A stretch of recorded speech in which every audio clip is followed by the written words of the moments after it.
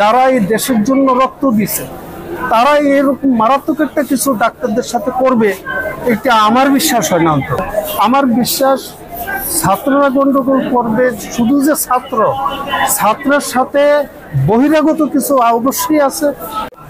চাঁদপুর মতলব থেকে আসছি, আমার রোগী খুবই সিরিয়াস, ওনার ওই মস্তিষ্কে ঘাড়ের রগের শুকিয়ে গেছে, সমস্যা হয়েছে মারাত্মক, এই জন্য ইমার্জেন্সি আসছে। আসি দেখি শুনি যে এই অবস্থা কী হয়েছে। কালকে রাত্রে গন্ডগোল হয়েছে, ছাত্ররা কি গন্ডগোল করছে।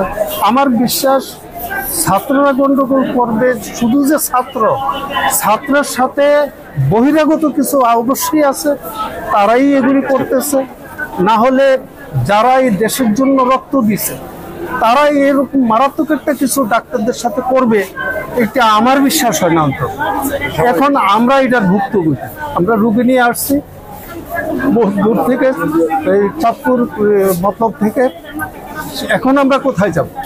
রুগী ফালায় রাখছি এই যে এখানে, রুগীর অবস্থাও সিরিয়াস।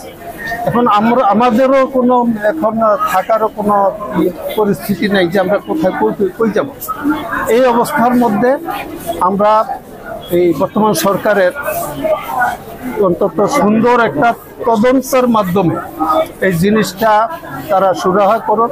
যারা এই অপকর্ম করছে, ডাক্তারদের সাথে বেয়াদবি করছে, ডাক্তার হলো রুগীদের সেবা করার জন্য, এরা তো এদের ভাজে এদেরকে চলতে দেওয়া উচিত। ওনারা ওনাদের চিকিৎসা করা উচিত ঠিক মতো, এটা ওনারা করবে। ইঞ্জিনিয়ারের কাজ করবে, ডাক্তাররা ডাক্তারের কাজ করবে। হ্যাঁ, যার স্থান থেকে তারা সেবা দেবে লোক এই দেশে, এটাই আমরা চাই।